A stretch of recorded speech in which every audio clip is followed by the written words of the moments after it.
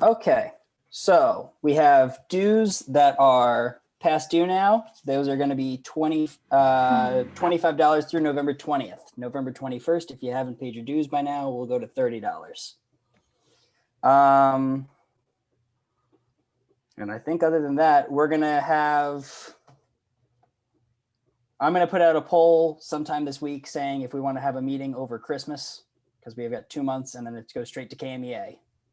So if at all possible, we'll figure something out just to get together and just chat about KMEA and figure out who's going. It's all virtual this year, so it does still cost money. I believe it costs $10 or something like that, $15. I don't know. Sean looked it up and I have not remembered it since.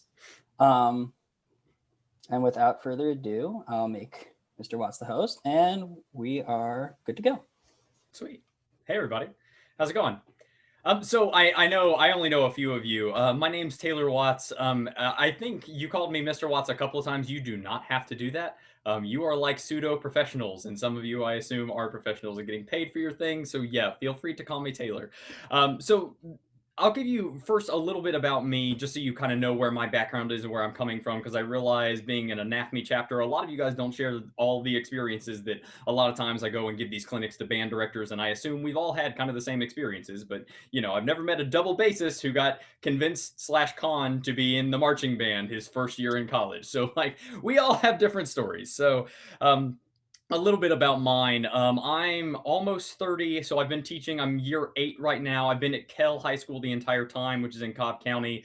Had a lot of fantastic experiences here as a teacher. We played at the Music for All Association. We took the top 2 bands. We played at Midwest like 3 years ago, did the GMEA convention. I got on board right at the right time. Trust me, I was not the reason that we went to any of those conventions, but I did get to ride the coattails there. So I've seen some really cool stuff. I've had a lot of freedom to do a lot of things in my gig. My head director is a very, very close and dear friend. He was actually in my wedding party when I got married 4 years ago. So we have a really good friendship, and I have the really, really uncommon position of being an assistant director that has a lot of say in their program. It's very, very infrequent that that's the case. I'm finding out a lot of folks that came out of college at the same time or a little bit after me, and a couple of student teachers that I've had have talked to me about kind of some of the struggles of being part of a program but not feeling like you had a lot of say. And thankfully, that's not something that I've experienced. I've had a lot of say in my program and getting to kind of experiment with some stuff, and that's good and bad because now I have a lot of failure to show you and a lot of successes. Well, some occasional successes that I hope that I can pass your way. Before I got to college, I was at Harrison High School. I was in band. I'm a saxophone player. Did 3 years as a conductor for them.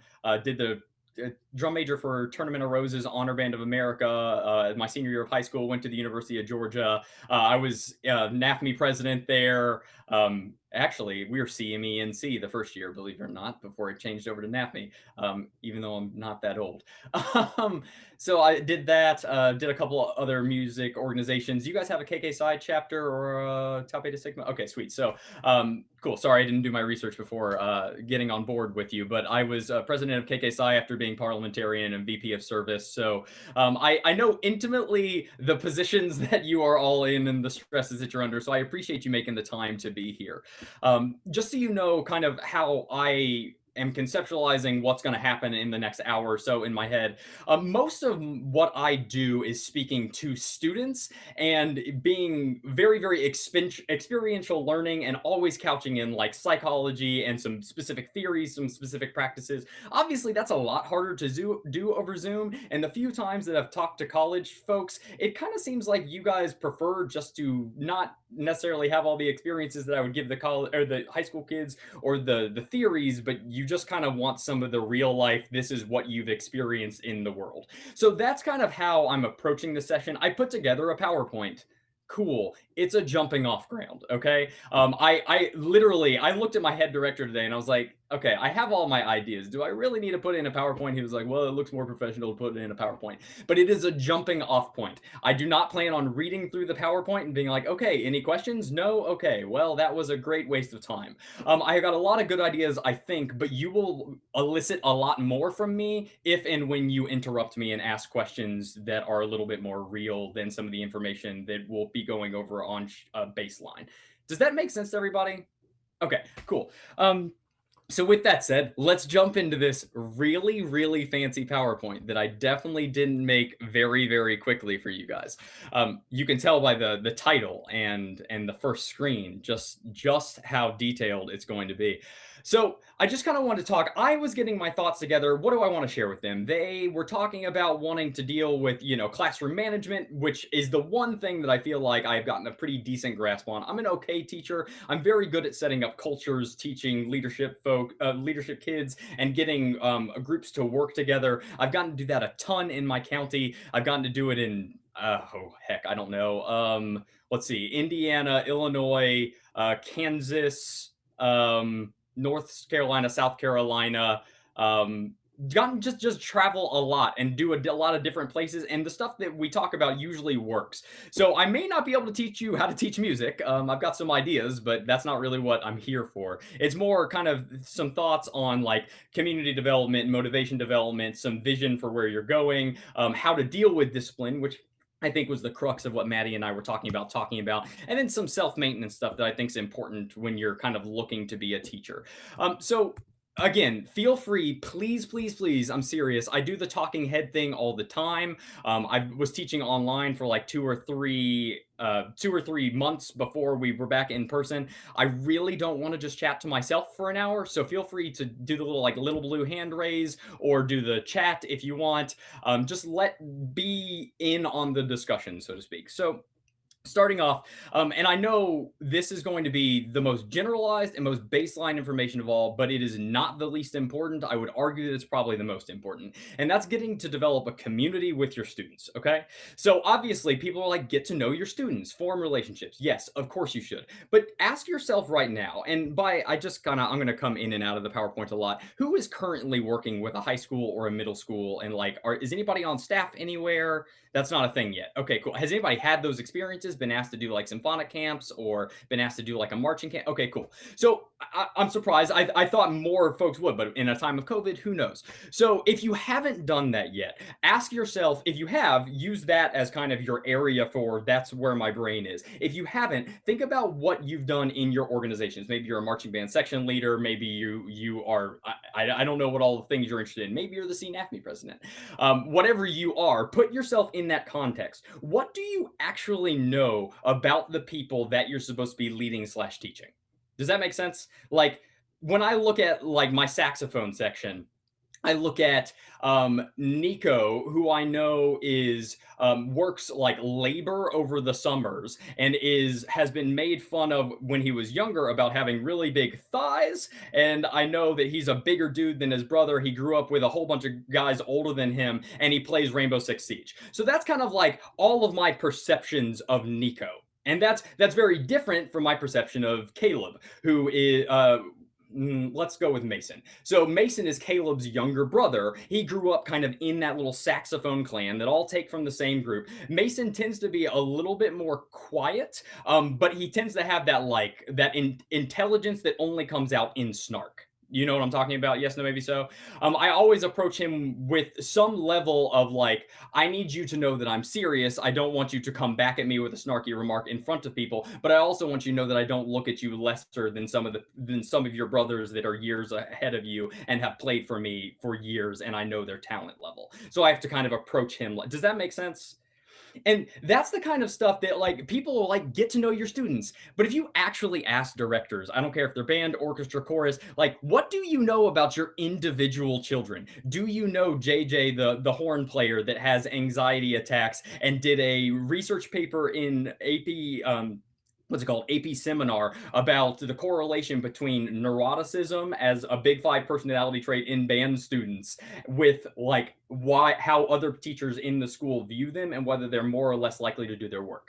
Do you get the email? And again, some of this is outside the purview of your experience, but like when you're sitting there and you have 5 classes to teach a day and marching band after school, the administration's asking you to do a seating chart. They're asking you to put in grades that are due. They're asking you to do specifically like 6 feet apart with all the chairs and making sure that you are tracking and doing the tracing for COVID. And then an email comes by your desk that's like, hey, these football players need to leave early at 3 o'clock. Are you like most of the directors that I know and you delete the email, or do you actually take like 15 seconds and read through the email to see if any of your freshman saxophone players that you think don't give a crap about band are on the football team, so that then you can talk to them about that? Does that make sense? That's like the level of getting to know students that I don't think people often take. They get to know their name and they greet them at the door and they say hello, but they have no touch points of connection for these kids. And kids know when you're fake. I mean, we all know when our professors are fake, when our teachers in high school were fake, and or if they didn't try. But you'd almost rather them not try than pretend like they're trying but not actually invest in you at all. So I would say to start out, if you want to smush classroom discipline, you got to know them. You have to know on a very, very personal and intimate level how each kid is going to respond and what they need in order to be successful slash not be a problem in your classroom. There are some kids that I approach with like, hey, I'm going to need you to stop that right now. And then there are some kids where I'm like, hey, not right now, not right now, no. I'm trying to teach in the same classroom in a 2-minute spectrum. And I have to know how to approach each of those kids so that if I approach the former kid or the latter kid like I approach the former kid, they might sass me in front of the classroom. And then I have this disrespect to deal with, or this amount of control to deal with, where I never would have had that if I just approached them differently than I approached the more passive student that I used the first method with. Is this talking too fast or are you processing? Are you with me? Okay, cool. So that's kind of what I mean when getting to know your students. A couple of these things make them feel heard in class and out. You got to remember, a lot of students, especially music students, and especially when they first come into high school, feel like they don't have anyone. So if you as a teacher take the time to stop and say, hey man, what were you up to this weekend, and actually stay and listen, you will have bought that kid's respect even if you never ask them about it again for 3 weeks.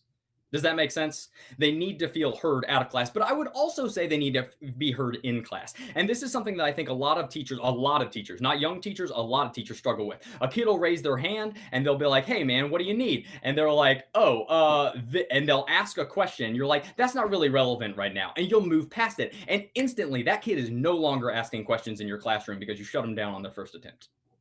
Does that make sense? Like, you have to make them feel heard inside the classroom as well.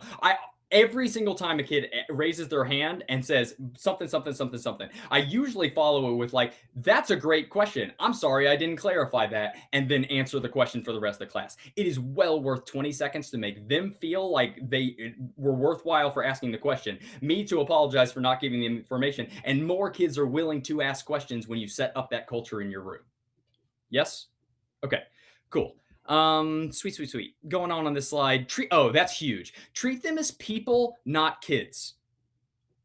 Let that sink in for 2 seconds. Because 4 years ago, when you were in high school, you hated when people talked down to you because you were on the crux of developing an identity for yourself. You're on the crux of moving out. You had a whole bunch of responsibility, but the adults all still treated you like kids and you hated it. You want to get kids on your side? Treat them like they're adults when they're 14. And now in that comes with some caveats, obviously. There are some kids that don't want to be treated like adults. They aren't ready for it. So I'm going to treat them like the age they are. It only makes sense. Most kids want to be treated as though they are adult, whether or not they've earned that. But that's kind of the key to it, is if you're treating them like that, then when they don't earn it, you can be like, hey man, I feel like I've been pretty lenient with you, but if you're going to act like that, you're also going to receive what comes with acting like that from a respect level from me. I just want to kind of throw that your direction and warn you that that's the way we're headed. Does that make sense? It allows me to have that kind of conversation with a kid. It's like, hey, I'm being very real with you. Right now, I'm going to treat you as a human. If you keep acting this way, we are not going to have this relationship. It's going to turn very student-teacher very quickly. Does that make sense? Okay. Cool. And I mean, and also like, don't be dismissive. Like if a kid goes through a breakup, you're like, yes, high school breakup, that's silly. Okay. Why is a high school breakup super silly, but an adult or college relationship is suddenly a big deal? Besides the fact that they're like, oh, I am married, by the way. Sorry, I don't wear my ring right now because I rock climb, especially when it gets cold. It gets stuck on my knuckle and then tears me up. So I am married. I do have that under my belt for right now, unless she decides that I'm not taking care of the dogs and then she's out. I know that for a fact. So you take care of yourself. Okay. So make sure that you treat them like kids or like adults, not like kids. If they're going through something, treat it as though it matters as much to you as it matters to them. Don't be dismissive. Dismissiveness is the easiest way to lose respect from somebody. Okay. Share honestly with them when you make mistakes. That is the easiest one to do and one that people skip all the time. I can't tell you how many people that I've watched teach and they're like, okay, hey, ready, set, play, 1, 2, ready, go. And the kids will play and like half of them will play an F and half of them will be able to play a B flat. And they're like, what are you guys doing? They're like, well, you didn't tell us what note. And they're like, well, you know what note. We always start with concert F. Try again. Why are you blaming them in that moment? What are you sacrificing from your social capital in order to say, you should have known better, you should have read my mind, versus being like, oh, yeah, that's true. You do need to know what note to play. My bad. Let's do concert F. And if you saw me teach, I mean, AJ and Maddie can probably attest to this. You've never really seen me teach band, but you've seen me interact with kids. I say it just like that. Like how I'm interacting with you, not wholly different than how I interact with students at a high school level. This is who I am. This is what I interact. So it's very, very easy for me to laugh at myself and be like, yeah, I guess you knowing what note to play would be ideal.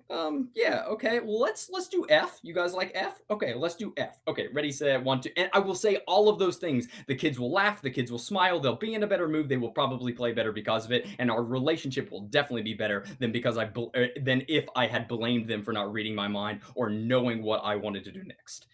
This is making sense? Okay, but honest, this is just, I hate to ask college people to do this, but this is where we're at. Are you with me? Is this useful to you? You can give me a thumbs down. Like I have slews of information if this is not the stuff that's okay. You good? Okay, cool. All right, last one, and then we're gonna kind of stop and open some questions. Be authentically you. Let them know who you are and relate to them. So like my kids know when I've run an obstacle race because I will wear the shirt on Monday and break professional dress to be like, yo, check out the race that I ran this weekend. Let me show you pictures. Let me show you videos. Hey, I went skydiving. Let me show you the video. It was awesome. Let me show you. Guys, I did this problem yesterday when I was rock climbing, and I had to do this thing where I was like, and I had to get my foot really high. You couldn't see it because we're on camera, but I got my foot really high. It was nuts. And the kids were like, because you're a person. You're not a teacher at that point. You're talking to them about the stuff you do. I'm already talking to my kids about how pumped I am to go snowboarding. Or I'm already getting on the podium and being like, hey guys, did I tell you I found out I was colorblind this weekend? Yeah, that one came right out of the purple. And then they all laugh because you're be a human and be authentically you. I think that's really important because a lot of people get up there and they're like, well, they taught me to be serious and disciplined in college, so I'm gonna get up there and I'm gonna lay down the law. And just get up there and be you and realize that you is not the same as everyone else. All of you in this room are going to be very different teachers. There are teachers that I know that are like super sarcastic and super like, oh, really? Oh, you thought that not having a pencil in class was a good idea. Neat. And then the rest of the room laughs, and then that kid laughs because the rest of the room is laughing, and then the next time they have a pencil. It's not really my style, but my middle school directors make that work fabulously. Whatever you are, be that.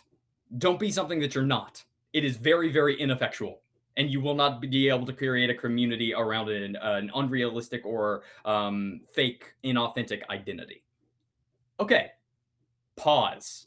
Less of my voice, more of yours. That's useful to you? Questions? Or thoughts that I could expound on? Where would you say, like you say there's a fine line. What would you define said fine line as, I suppose? Can you be more specific? Like there's a fine line between between professional, like having a intimate and professional relationship. Like where would you say absolutely. I mean, it's so intuitive to me. I'm never going to talk to them about my relationship with my wife. I'm not going to really talk with them about my friends. I would never dream of mentioning like college experiences that I would never privy a college or a high school kid to. You just don't touch that. Like my first 2 or 3 years, I still live in the community, but the first 3 years living in the community, I wouldn't get a drink at a restaurant because invariably a child would walk up to me and be like, "Hey, Mr. Watts," and like at the youngest teaching age that I wanted them to associate me with clean. Does that make sense? So like I think it should be intuitive, and if it's ever in question, it's not something to discuss with the children. If you have to wonder, don't do it. It's that simple. Now, on the flip side, like I have had kids. If the kids love you, they will use you as their personal counselor. Like you probably know that because you probably did that with your director in high school. So like if they love you, they will want to do that. But you have to know the line with your kids too. If there's like a relationship thing and they are having a problem with another person in band, like, do you really want to be the person to give them relationship advice about two of your students? Probably not. Probably not. Do you want to give them generic advice about being more empathetic and listening to the other person's point in general? Yeah, I think that is always appropriate. Do you want to get into the finities of both of their personalities and analyzing what they should and should not say? Probably not. I don't know if that answers your question. I think you That's need exactly to be right. human. Yeah. You do not need to be their friend. There is a difference. Got it. My kids are like, "Hey, you play Siege?" And I'm like, "Yeah, I've been playing Siege for the last 5 years." They're like, "Hey, what about that gamer tag?" I'm like, no. Absolutely not. Do you want me to hear what you say online? No? Okay, then let's not be friends. Cool. All right, sorry. So that's community. Does anybody else have questions around that? Hi, I've got a question. What's up, Molly? How do you deal with kids who try and kind of push that boundary that keep trying to be your friend rather than your student? Interesting question. Honestly, and this is all my personal experience. I haven't had that. I haven't really had a student try to push the boundary, but I think that's because I mean you can probably tell I access different spheres of my emotion very quickly and very intensely. So like we can be joking around and people and one of my kids be like, "Hey man, so seriously, you want to come to Waffle House with us after the game?" And I'll be like, "Dude, I don't think that's appropriate." And they'll be like, "Come on, Mr. Watson." I'll be like, "Hey, did you hear me? We are not friends. I like you. We're not doing that." And that will never happen again. I mean, it's like if you access that emotional intensity, don't be gentle the first time. If it persists, be definitive. There is not room for error on this. There is not room for flexibility. I'm not going to wait till you graduate and then give you my gamer tag. We are not going to be friends, buddy. If you get a music degree and then you want my help, we can talk. All right. Till then, not friends. I don't know if that helps, but I would just say being casual at first, but then very quickly definitive if they start to push the line. Let them know where you stand. That's a great question, Molly. And if I don't answer your question, like just be like, "Hey, that's not really what I meant," and then rephrase it, and then I can go from there. Anybody else? Okay, cool. I'll keep pushing on. There's some different ideas. If you're less interested in some of them than others, just let me know. I know this is kind of the slide that you really want to get to. I'll push through this slide fairly quickly. I think this slide is like where I sit, right? Like I'm currently in a graduate degree for educational psychology, and I'm fascinated by personality, motivation, leadership, all of that stuff. So don't let me get long-winded on this. If this is not interesting to you, just like drop in the chat, "Hey, bruh, move on," or something to that effect. So motivation, first off, orient them towards the team. Okay. It's not, you're not here. So like, I can't give you a grade because I don't know how well you're doing. The only person they're affecting in that scenario is themselves and you, and they don't care about affecting you. At least like my kids love me, and my kids still will not turn in their daggum assignments over COVID because they have a bunch of other stresses, and their love for me is not going to supersede their laziness. So ignore yourself in that equation. You have to make their goal intertwined with the group goal. Does that make sense? Like if a kid's like, "Hey, I really want to go to my grandma's 50th birthday celebration." I mean, if they have a 50-year-old grandma, they're that'd be really, kids really young. Don't worry about it. 70. My grandma's 70th birthday on this Saturday. Can I be there? You can be like, well, I get that you want to be there, but hear me out. We've had symphonic camp scheduled on the calendar all the way since the beginning. And while you missing might not be the end of the world, do you realize how much pressure you're putting on everyone else to take all of the notes so that when you get back, they can fill you in? You're going to miss basically a week of rehearsal, and you're going to be relying on everyone else to catch you up. And if you were able to do that, really, I'm not in a place to make anybody come to this camp. And then a lot of people aren't going to come, and the whole band's going to suffer for it. So I appreciate that you want to be there for grandma, but maybe we let you go a little bit early to the dinner break. We don't let you go the whole day. Does that make sense? And that's how I would approach that. Showing them my rationale, my reasoning. But again, all of that is geared towards doing what's best for the group. I'm doing what's best for the group. You're doing what's best for the group. The group needs us all to do what's best for the group. Does that make sense? Very utilitarian perspective. I can probably get back to that. So if you have questions on that, let me know. Okay, this one is enormous, and this took me like 4 years to get. Different levels of instruction / focus within a single group. So if you walk into one of my rooms now, today, when I was teaching band, I was like, hey, I know a lot of you are still focused on getting the notes and the rhythms of the piece. If that's you, you keep focusing on that. If you already feel like this is easy, then the next thing I want you to focus on is keeping a tall oral cavity shape while you're blowing fast air to make sure every note speaks immediately. If you already feel like you're doing that, I really don't feel like anybody's doing the note shapes that we talked about. So maybe accentuate some of the accents and staccatos in the piece. And there I've given 3 different levels of kid 3 different things to focus on in a 10-second statement. Does that make sense? If you don't do that, you will always either pander to the top denominator, which young teachers do not. Very rarely do they. And you'll leave kids behind, and they'll quit your program because they don't know what's happening in what you're saying. Or you'll more likely pander to the lowest common denominator, and you'll lose the better kids, the kids that are more interested in music, because you're not giving them anything to focus on. Does that make sense? You have to give all levels of kid something. And I would say one of the fringe benefits of that is that you say, hey, I know a lot of you are struggling on notes and rhythms, and if that's you, that's okay. But I also know that a lot of you have this down. So if you're that, focus on this.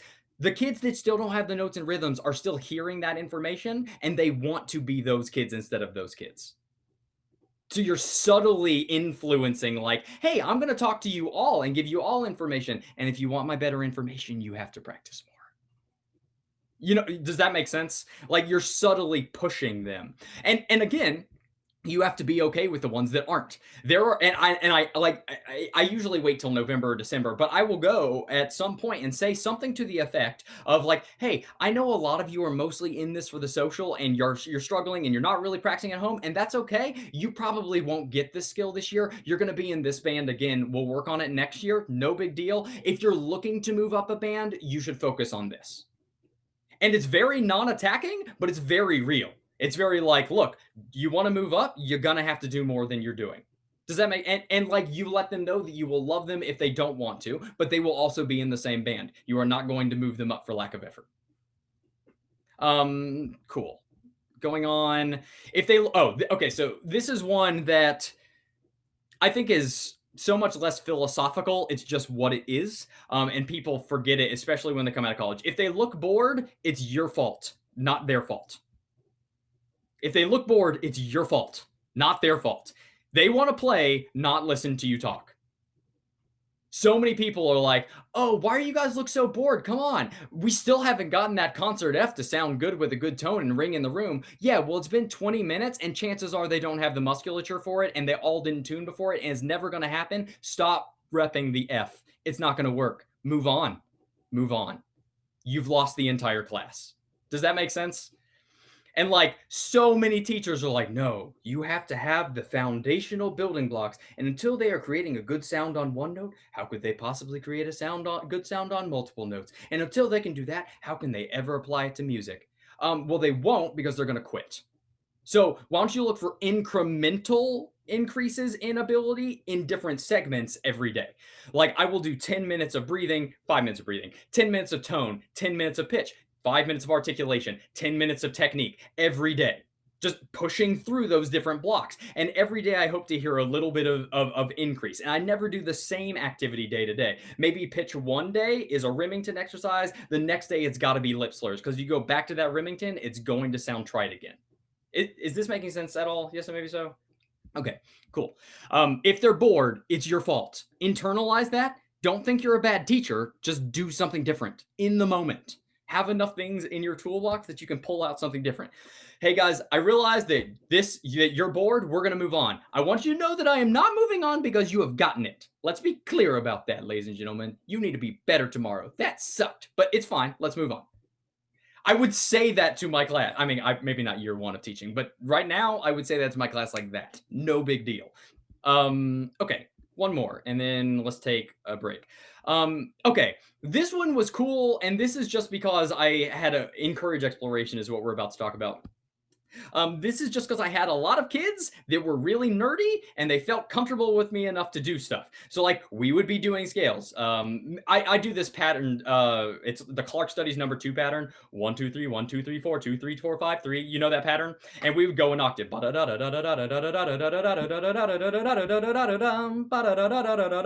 Like, okay, cool. Everyone gets it.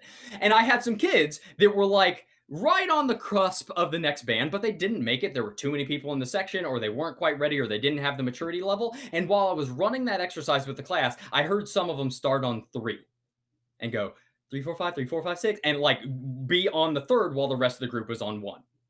And your first reaction as a teacher is like, that's not what I told you to do. It's wrong. And it's like, hold the phone. That kid's practicing actually being on the 3rd while the rest of the group is like, you don't want to encourage that? Are you out of your mind? Now, they need to prove they can do the bass skill. Like, I'll be like, hey, I hear you. I'm like, I hear you, son. I hear you right now. Play that on the root. Oh, okay, cool. You can play it on the 3rd. It's that simple. Let them be exploratory. What else? I encourage, like, a lot of times the younger kids, they don't know their fingers, man. Like, they don't know. Sorry, that got very surfer for a second. You know, bro? They don't even know their note name. Like, okay, look, let's just sit down for a second. Kell High School went to Midwest in 2010. Okay, I got to the school in 2013, and then we went again in 2017. When I got to the school in 2013 and realized that most of the kids we only have 3 bands in the 2nd and 3rd band were incapable of reading rhythms in a grade 4 piece, I decided to do a little pretest to see what they knew. This program had been to Midwest 3 years prior. Okay, let's just be clear. And I gave them a pretest. 65% of my bass clef readers throughout all 3 of the ensembles could not identify 3rd line D. You have no idea what the kids are getting away with. You have most likely always been at the top of your ensembles, or at the top of your music programs. These kids are getting away with not articulating for 3 years with their tongues. They articulate with their air of their lips. You don't know the stuff that they're getting away with. So I say all of that to say, those kids need their skills shored up. And you got to know what those things are. We can talk about that later if there's time. I don't really want to talk about pedagogy. But those kids need help. Now, the other kids, if you're giving them help, are going to be bored out of their freaking minds. So when they want to explore, give them the opportunity. And if they're not exploring, jumpstart it. When I play scales, because they don't know their fingers and note names, we start at like half notes. Yum, beam, bum. And that's actually a lie. I'll actually do it in whole notes the very first time we ever take a scale. And just give every kid enough time to do it. We just do ascending. I give them time to look up their fingerings. We do it again. I wait till everyone in the group's got it. I'm like, all right, you got it. Now we're going to speed it up. But I will also pseudo mock and be like, guys, I'm so bored teaching you this right now. If you would only learn it faster. So just FYI, I'm practicing do do do do do do do do do do do do do do do. I'm practicing my quicker articulation while everyone else is doing the fingers. So, you know, if you think you could do that, you're more than welcome to try it. And I make it a game, but it gives the kids the right to explore and to always be working on something that's beneficial for them while I'm helping shore up the kids' deficiencies that can't handle the stuff. Does that make sense? Okay. Cool. That's a good stopping point for a second. Sorry, that got a little pedagogy heavy for a second. Still based in the philosophy. Thoughts, questions, things to expound on. Yeah, I have a question really quick. I feel like it's more applicable to the community section. But do you have any specific advice for, say, like a band director coming into a program that has just lost one of the students' like favorite like music directors, and they have to fill those shoes? Do you have like any advice on how to reach the students in that regard? Absolutely. Be patient, be understanding, be curious. You are not going in there to lay down an iron fist, or if you try to do that, you are going to quickly lose that job. You are going in, and this applies whether or not they like their previous director. You go in, and year one is about establishing relationships, finding out what the current culture and traditions are, and maintaining without screwing too many things up. That's all it's about. You are not walking in there like you know something and are going to institute your system to fix everything wrong. They will hate you for that attitude. You're walking in there to learn who they are. Then you can develop from there. Like, hey, look, year two. Look, I know that's been a really important tradition. This is one reason why I think that might not be super healthy for our program, and I was thinking we could try this instead. Leadership team, what do you think before I take this to the rest of the band? You have to be communicative and communal in trying to figure out what that culture is going to look like with you there, but you have to be patient. I don't know if that helps. If they like their director, you'll be able to keep more things. If they don't get in the habit of bad talking the director that came before you. That does nothing except reveal you as somebody who is not to be trusted. Does that help at all? Yeah. Okay, cool. Anybody else? Okay, sweet. We'll keep pushing forward only because I'm long-winded and I'm already halfway through my time. So, vision. This, I'm going to go really short here, but I think it's important. They need to know what's possible. If you get in there on day one and you just start playing, but you never show them what you can do as an instrumentalist or a vocalist, they don't really have any reason to trust you yet. Like, one of the most profound lessons that I give is just playing Amazing Grace for my kids every year. All I'm talking about is connection of air. Like, hey, make sure that you're not pulsing your air or over-tonguing. You sound like this. And then I'll play on my saxophone. And the room is silent. Because they got into music for good music. You know that, right? And when you can show them what you're capable of doing, be like, look, you're not going to be there for a little while, but I can get you a lot closer to there if you listen to the things that I'm saying. That's layer one. Layer two is tell them about why music is relevant. I think that's number two, right?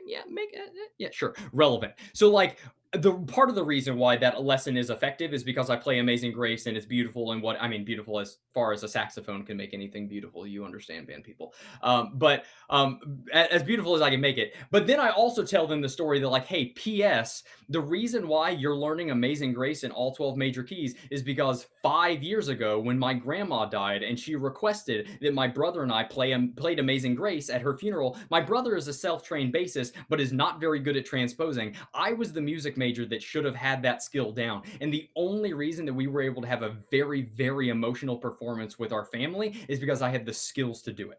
So you're not learning your scales because it's on the GMEA, or sorry, I guess KMEA. You're not doing it for the All-State. Like, that's not going to mean things for you for very long. You're doing it so that you can play in all 12 major languages that we talk in music about. If you can say, hi, my name is Taylor, but you can't say me llamo Taylor, like, then you can only speak a certain amount of languages. So you give them, like, that's why we're studying keys. You can still hate scales, but there's a reason that I'm doing it, and they will stick with you if you give them the relevance, not just the skill. Does that make sense? Cool. Always let them know why. I think that's important. Like, I mean, I open up almost every day with like, okay, we're going to play this. All right, we're going to do this exercise. Okay, why do you think I did that exercise? That happened today. We were talking about tuning open fists in harmony. I was like, why do you think I had you play a B flat Remington and an F Remington simultaneously with the group? And they're like, And I was like, really? You don't remember talking about tuning single melodic lines 2 days ago? And they're like, oh, you're doing this so that we can tune both. And I'm like, yeah, I am. They're like, oh, you have a reason for the things you do? Yes, kids. That's literally why I'm here. So like if you draw their attention, they will have more patience with the things that they don't like to do because they see the reason that you're doing them. Does that make sense? Bonus credit if you can apply that immediately into a piece of music. You don't have to go through a 20-minute fundamental section and then the rest of class be literature. I did 20 minutes of review, talked about tuning open fifths, went into a piece that had like 16 bars of open fifths that they could tune, and then I went back to scales instead of doing all of the warm up and then all of the literature. Does that make sense? Okay, cool. I'm going to push forward again. My best stuff is not pedagogy, though a few tricks along the way. That's why I did it. I exited full screen. Okay, cool. So this is where I think things are really, really important to know, and people get defensive really, really quick as young teachers. You think, not you specifically, but the royal you thinks every question is an attack, or every suggestion is them not trusting your judgment. That is not always the case. So these are just a couple of things that I rattled off when I was thinking about what I wanted to talk to you about. Say you shouldn't rather than you can't to your kids. You say you can't to your kids, and then they do. Were you accurate? Because I would argue no. They did it. You'll give them a consequence, but you're not being A, forthright them, B, honest with them, and you seem more controlling of them. Most of the time, I'll be like, look, I'm just letting you know, you should really turn in your assignments because my grades are due today. And if you don't, you're not going to have a very good grade in band. FYI, next time you show up to band, if you don't have this assignment done, I'm not going to let you perform with the rest of the ensemble. You're going to go out into a practice room, record that, and then you're going to come back and do the copying out of the encyclopedia of music for the rest of class. But you have the option of not doing it. I'm not telling you have to. This is on you, bruh. Does that make sense? Never tell a kid they can't. Or that they have to. I hate you need to or you have to. No, they don't. They could very easily not do that. And all you can do is give them a consequence. You need to tell them, guys, you need to do that, or you should do this. If you don't do this, this is what's going to happen. Just letting you know, it's not personal. If you don't show up with the right socks, you're not marching, you're sitting in the stands. It's not personal. It's not because I don't like you. You have to get your stuff together. Does that make sense? Cool. What else? Oh yeah. Okay. So this is probably my favorite one to use with young band. Frame things in terms of maturity rather than right and wrong. When kids talk in my early band classes, like back in, August, the first 5 or 6 days of rehearsal, kids will talk and I will be quiet on the podium and I'll wait for them to finish. And I'll be like, look, I realize that you just got out of middle school and that you've had all summer off. So really, I don't expect you all to be quiet. There's a lot of kids that are in here that are a little bit more mature and have figured that out, but I will be patient with you for a couple of weeks. Don't worry about it. And then we go on. And in that moment, what I said is, shut the heck up. Are you actually talking in my rehearsal? But I didn't say that. And I didn't say, you're a bad person. You don't take music seriously. I said, you're just not very mature. Moving on. That stings way worse, but it doesn't feel like an attack. But again, that's me. I'm very open and honest with my kids about what maturity and what immaturity is, and I am more than willing to point that out in front of the class if it helps prove my point. Does that make sense? I'll expand on that, or you can ask questions about that if you want to. Set clear expectations and then be consistent with how you react to those expectations, but tempered by leniency. So what I mean by that is you can't like some kids more than others and let them get away with stuff. Otherwise, the whole thing falls apart very quickly. If my drum major says, hey, can I miss rehearsal? I know we're mostly doing body block and I have this test. I'm like, are you out of your mind? You're my drum major. Get to rehearsal. Do you know what kind of image you would be setting up to everybody else? Again, going back to focusing on the team, not the individual. If I let you go home and do a test, even though you're not the person doing all this choreography, come on, man, I don't let the drum major out of the stuff. Does that make sense? Yes, maybe so. Now, but there's a leniency. If somebody I've had 2 kids this semester with people that have had dads, not even just family members afar, their dads have died. And it's do I really care if that kid turns in the assignments that they're missing? I do I really care? If the administration comes breathing down my neck, do I really not think I have a defense in saying, "Oh, I'm sorry, his dad died, so I was going to give him an exempt on that." Like, be lenient when humanity calls for leniency. Not when immaturity calls for leniency. That does not call for leniency. What did my mom always say? Failure to prepare on your part does not constitute an emergency on mine, right? Now, but if humanity dictates a leniency, then let that happen. Or at least that's what I do to maintain the humanity of my rehearsals. I'm going to skip this, but we are going to talk about that. With parents, set boundaries. So, like, one of my parents has been around the program, not my literal parents, that would be very awkward. One of my band parents has been around the program for the last 5 years. I just graduated her first son. Her second son is a freshman this year. And she has no problem being snarky in an email or being like, he missed, but you also missed the day before. And like, I have no patience and I will not respond to that email. And she'll get the point. Like, this was 2 weeks ago. I had a meeting come up and I missed office hours. And then the next day, her kid signed up for office hours and missed the office hours. And I sent an email. I was like, hey man, this is the second time you've missed office hours. And she wrote me this kind of nasty email back and was like, actually, I think there's a lot of miscommunication on both of our ends, because you missed office hours the previous day. So blah, blah, blah, blah, blah. And I was like, wait, do you actually expect me to sink down to having an email battle with you? No.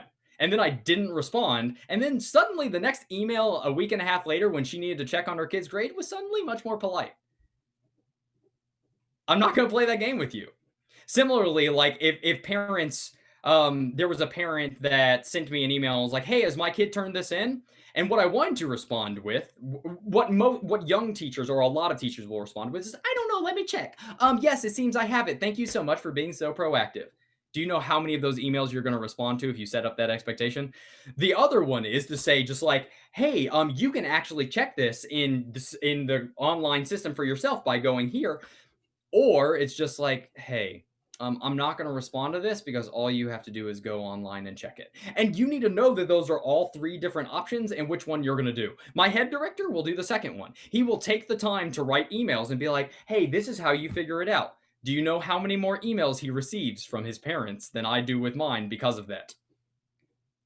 I'm not willing to set up the expectation that you can email me at 7 o'clock at night and I'm going to get back to you checking your child's grade that you could have done on your own. I love your kid. I am not willing to do that for you. You are an adult. Do the thing. So just realize you're setting expectations up with your adults. And then this last one, when I was your age, and I say that like I'm so much older. I'm not that much older, but I do vividly remember my first year teaching. And I was unwilling to think any kid was not supposed to be in band. We're talking about be willing to cut the cancer. Every kid needs band. I just have to figure out a way to reach every single one of them. I know I can do it. I have training in psychology. We are going to do this together. If you are spending inadvertent amounts of time on a single kid to the detriment of the rest of the group, it is time to let that child go. And I don't mean needy. I have needy kids that every day are saying, hey, what piece are we on? Can you send that link in the chat again? I'm not kicking that kid out of band.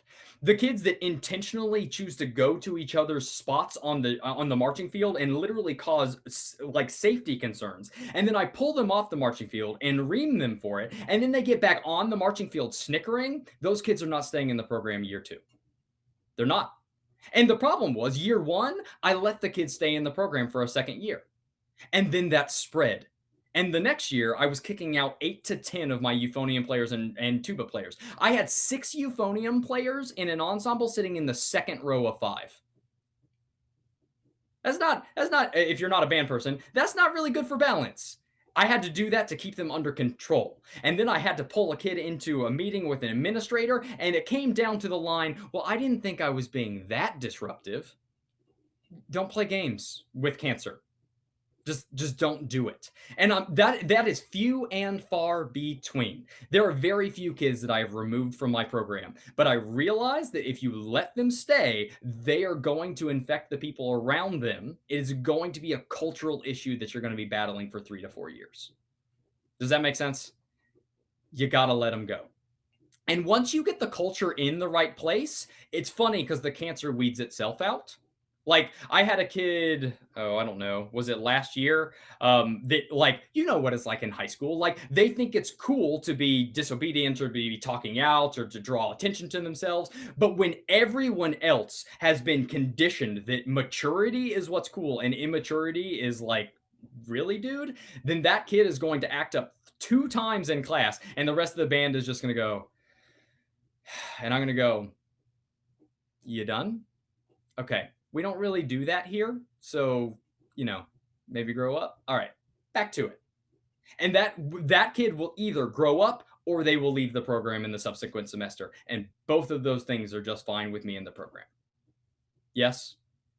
Be willing to cut the cancer. You got to be. Push them out the door or you're going to deal with a lot more down the road. I'm just going to see if there's anything on the next slide that's super important. Not yet. This is where we need to spend the most of the time. Discipline questions. What do you got? Because this is where most people are like, what you got, Molly? So when you say cutting the kids, how do you bring that up with them? That because how my high school worked, you signed up for the class and the teachers didn't really have any influence on how the classes were grouped. How do you not have a kid in your class? Couple of things. Several things. One, you need to put in the work with the administration that you have the relationship that you can do that. I probably spent legitimately 20 hours this summer going through individual kids' schedules. I'm the only teacher with a copy of the master schedule of classes with all of the numbers to see which ones were full and which ones I could move kids in to make sure that every single one of my kids could do what they needed to do. I put in that work with the scheduler and with the community. So if at the end of a semester, I need to be like, hey, look, this kid doesn't want to be there. They're not healthy for the program. Can we put them in team sports? The administrator's like, oh yeah, that's easy. Team sports take 1 million kids. Yeah, we'll kick them out at the end of the semester. No big deal. I've established that. Now with the kid, I don't just go like, oh, I recognize that you're a bad kid and you're out. It's not like it has to be multiple instances, repeated instances of like insubordination, repeated instances of making other kids feel unsafe, et cetera, et cetera, et cetera. And then you have to do your due diligence. You can't just like remove a kid from the roster at the end of the semester. You're going to get a parent phone call. You need to be calling home to the parent over the course of the semester. Hey, just wanted to let you know that I had a conversation with your kid today. They said some really derisive things to one of the kids sitting next to them. I made them pack up their instrument and copy from the encyclopedia. I told them that like, hey, we don't really do the whole like beating each other down. This has to be a safe environment. And I just wanted to let you know that we had that conversation. You do that 2 or 3 times, then at the end of the semester, when they need to be removed, there's not really a question. It's like, look, I've given them 1 billion chances. This is an elective. This is a privilege to be here. They need a fine arts credit. There's a bunch of other fine arts options. This is not the one for them, evidently. Does that make sense? And then I have the conversation with the kid. I'm like, hey, man, I noticed that you're acting up a lot. Do you want to be here? And most of the time, the answer is no. If a kid says yes, I'm like, look, I really appreciate that. And I want you to be here too if you want to be here. But you have to show me that with your behavior. And if you can't, it doesn't matter whether you want to be here. You can't do this to the rest of the group. Again, group orientation. Does that make sense? Molly, I don't know if that fully answers your question, but that's how I've tackled it. And I've been in conversations where parents have threatened to hire a lawyer. That was year 1. But it's like, look, I don't know what you want. I emailed home. I called home. Being here is a privilege. There are a lot of other places that we can move your child. And just make sure you have the administrative support. Drew, did you have something for a second? Okay, cool. I thought I saw you on mute. Anybody else? I know this was the crux of what we were talking about today. Wow, I just did that good a job, huh? No, seriously, do you guys, is there anything else? Is this information still useful to you? Okay. Oops, I'm just struggling with I had a question a few minutes ago and now I can't remember it. So I'll come back to it later. That's fair. And I know I'm running close on the end of time, so let me get through this last one. I can stick around for a little bit. I don't think my wife is home from working out, so I think I can stay on for a few extra minutes if you guys want to stick around if you have questions. But let me hit this last one because I think this is enormous. Okay. Oh, good. I did reorder them so it felt more impactful when we hit the last one. Yes. Okay, first, get yourself in the right headspace to teach before you get in front of kids. Get yourself in the right headspace. If you had a bad morning, if you had a bad day, and you get on the podium with all of that energy, it's going to be a terrible rehearsal. If you haven't studied Freudian defense mechanism, you are going to be projecting all of your emotions onto them, and you're going to perceive that emotion that you're feeling coming from them. And no, they aren't feeling any of those things. That's just all in your brain being projected at them. Yes? Get yourself in the right headspace. And if that's not possible, I have gotten on the podium before and been like, hey guys, just want to let you know, this morning, very stressful. I'm going to be a little bit snappier. I'm going to be a little bit less loose than normal. Can you guys be a little bit flexible for me and kind of reel it in a little bit more than we normally would, at least for the next 20 minutes till I can kind of reset my emotional state? You have no idea how many times I've had that conversation with my kids. And if you're real with them, most of the time they'll do it. And if they don't, you warned them? Yeah. Sorry, I know somebody sent a chat. Yeah, I'll come back to that, Daniel. Give me 2 seconds. Okay, this is kind of what I was alluding to. Compartmentalize emotions, don't displace or project. Okay, so again, defense mechanisms. Displacement means you're angry at one thing, but you release your anger at something else. I don't know who's familiar with Freudian psychology and who's not. So displacement is I'm angry at my girlfriend for whatever she did yesterday, but I'm taking it out on my students. Bad. Projection. I'm feeling this way, so I perceive that you are also feeling this way. I'm really tired today. Kids, why are you also tired? They're not tired. You're projecting. Anyways, compartmentalize those emotions. Secondarily, you have to compartmentalize your emotions inside a class. There was an instance like last year where a kid showed up in the middle of rehearsal. I saw a kid like fiddling with his neck strap or it was just something that like he and his friend were laughing and I could tell it was unproductive. And it was like the 4th or 5th time that I called him out. So I was like, hey guys, would you mind practicing on your own for a minute? Isaiah, come here.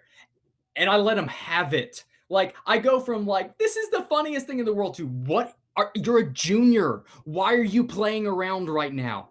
You are setting a bad example for every other kid in your section. We've talked about this. You and I have had the conversation that I expect more of you. And if you can't figure this out, you are not going to play with the rest of the ensemble. Do you understand?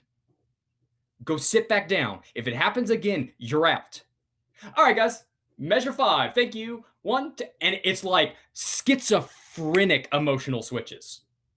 But if you don't do that, if you like really like feel that anger and you're like, oh, I'm going to lay into this kid, and then you take that energy back to the ensemble, you are going to have a terrible rehearsal.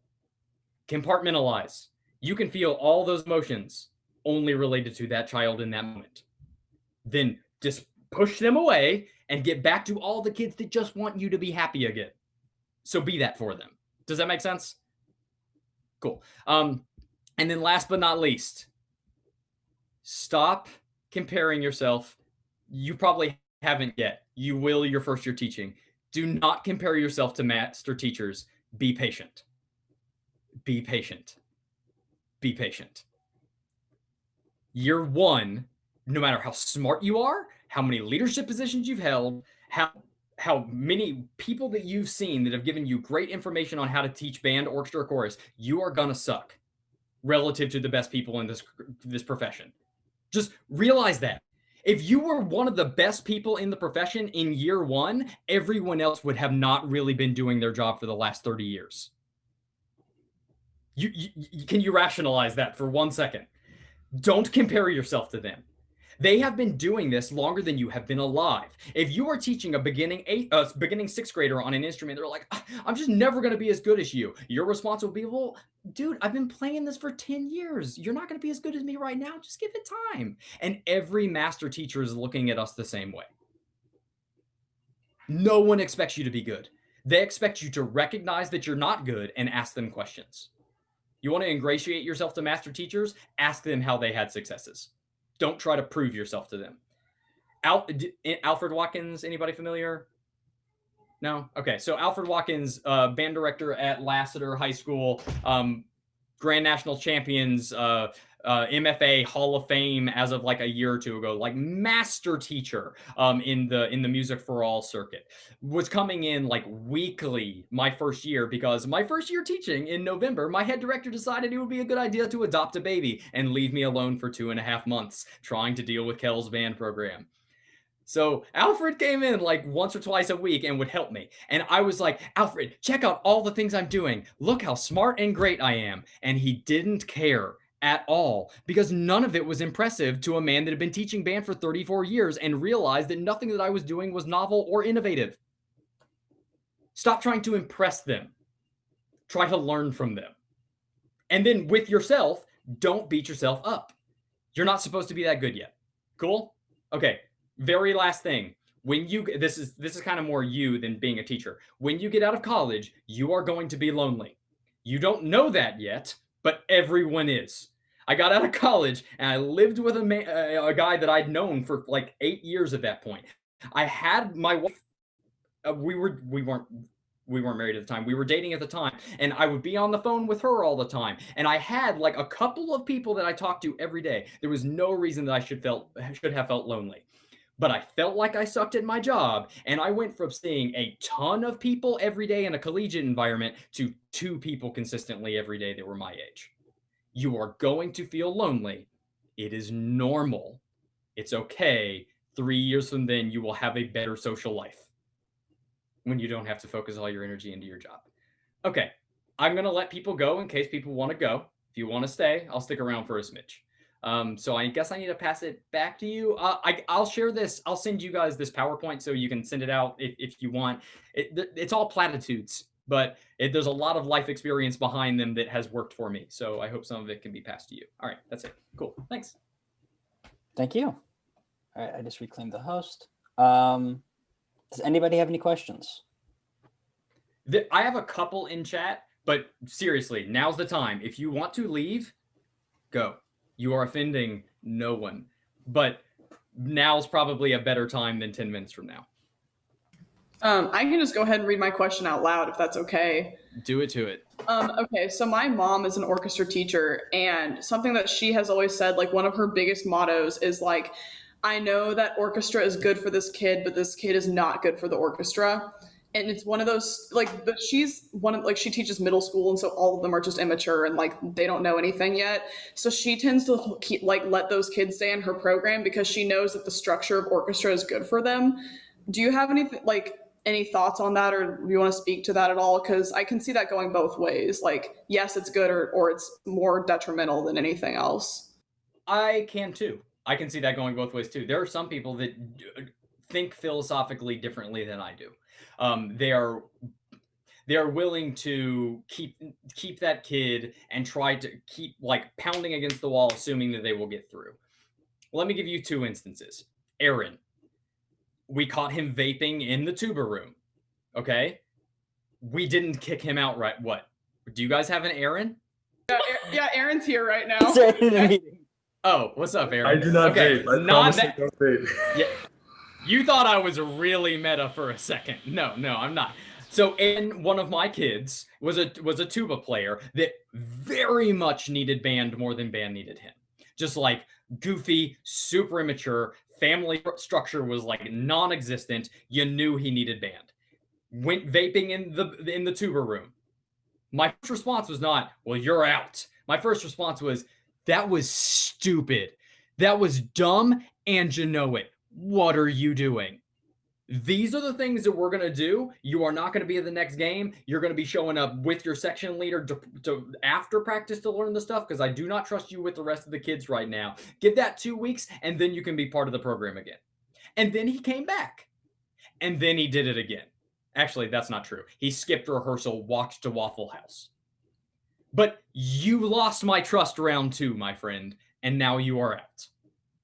I have a breaking point. Now, the other one was Calvin. Calvin actually is like a lot of y'all's age. But I met him. I taught his older sister. Calvin had a real big like there's a specific term for it. He didn't like authority. There's a specific term for that. I don't know. He didn't like authority. He always responded very poorly to people telling him what to do. Freshman years, sophomore year, junior year, never really broke through that barrier. He was always kind of like, "Ugh, whatever, man," and like, but never enough that it was cancerous. I was able to compartmentalize and control that and just let that be him. And then one day, his senior year, he got kicked out of a sectional. We had a private instructor, come in and teach our kids, and he got kicked out. And he was like, "Man, I'm just so sick of this guy. He doesn't teach like you, and he doesn't listen to me." And I'm like, "Look, Calvin, you are not going to agree with everyone in your life always. And do you know a lot of things? Yes. Do you have some points about the way we do things that are different than the way he does things? And maybe he should do it a little bit more like us if he's going to teach here." Sure. Are you going to say that to him and think that that's going to be productive? He's like, "Well, no." I'm like, no, you're not, dude. What you got to realize is you can take what you can from him, even if it's not in all of the packaging that you want it to be. And Calvin, after that moment, was a different child. And it took 4 years to get there. And now he comes back every homecoming. It's like, "Hey, Mr. Watts, man, I'm so glad I joined the GSU marching band." Like, different child because of one interaction that took 3.5 years to build up to. But he wasn't cancerous. There's a difference. So that's my philosophy on it. I don't know if that helps. That's just an experience I've had. Anybody else? Daniel, are you still here? Yes, Daniel's here. Same topic of cutting a student, which kind of ironically is back to where we are. How does that conversation look with them personally? Gentle to severe. The first time I ever had a problem with Jack, I pulled him into the office and I was like, "Dude, what's going on? Like, you're giving me the impression that you don't care about this at all. And like, maybe I'm reading too far. Do you not care? Or are you just like not able to control like you're talking because you're sitting next to your friends? Like, what's going on?" He's like, "Well, it's just kind of easy for me. And, I'm not really having fun. And, I'm sitting next to Luke and he's my buddy. So we're going to talk." And I'm like, "Okay, well, look, like, I get that. And I realized that like, this was my first year teaching. I was like, I get that like, I'm not moving very quickly. I'm working on it. I'm doing my best, but I need you to be less what you're being right now, because when you act like that, you're giving everybody else permission around you to do so, and you're derailing my rehearsals." He's like, "Yeah, Mr. Watts, I understand." That was the same kid that I ended up pulling off the marching field and chewing out 2 months later and then kicking out the program for the semester. Not conversation number one. Conversation number one was very chill and, "Tell me what's going on with you, man. That's not like you." But it gets progressively more severe. Dude, we had this conversation a week and a half ago. I get it. You might be bored. This isn't going to fly. We talked about it. I got to call your mom next time. Do you understand? "Yes, sir." And the next time it's like, "All right, dude, you're gone. Out of rehearsal, go copy out of the encyclopedia." And I get in the office and I'm like, "We've already had this conversation. We are not having this conversation again. Time to call mom and have the conversation with mom." Steps, incrementally more severe. So by the end of it, Daniel, it is very personal, but it's also personal. Like, look, I've given you a billion chances. You're not following through, and I'm not going to let you do to every other kid in the program, no matter how much I think you could benefit from it. I'm sorry. That's kind of my take on that. Anybody else?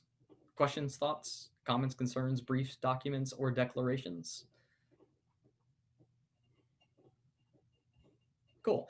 Legitimately, is this like, this is only the second time that I've ever talked to college folks. I talked to some professional folks, and I talked to high school folks. Is this format beneficial? Like, you just listen to me talk, but I mean, do you actually feel like you walked away from this with something? Okay, cool. I hope that if you have thoughts how I can improve this, you will send them to me. Chances are we will not interact very much in the future, but if you can send me those thoughts, it will still help me do this better when I talk to other colleges later. So thanks. All right, cool. I'll send you a recording of the entire meeting when I get it. Zoom That'd be great. Thank sends you. me a cloud recording of it. You're welcome. I will say, if you want to reach out, my email is in the PowerPoint. I will also say Maddie can attest and AJ can attest. I take about a month and a half to respond to an email if I even get to it. Like I suck at it. My job, like I would like to blame my job. That's not even true. When I get home, I don't look at my email as much as I would love to respond with you. I'm going to spend time with my wife or my buddies, and I'm just going to chill out and not think about band. Having said that, if you have a question, please feel free to shoot it in an email. By some miracle, there may be a time where I'm like, hey, I think I'll get to that. So feel free. All right. Sorry. We're 10 minutes over. We can let everybody go. Thank you guys for being here. Stick around if you want to, but otherwise, I'll see you. Thank you for coming in. So Appreciate you having me. I'll stop the recording.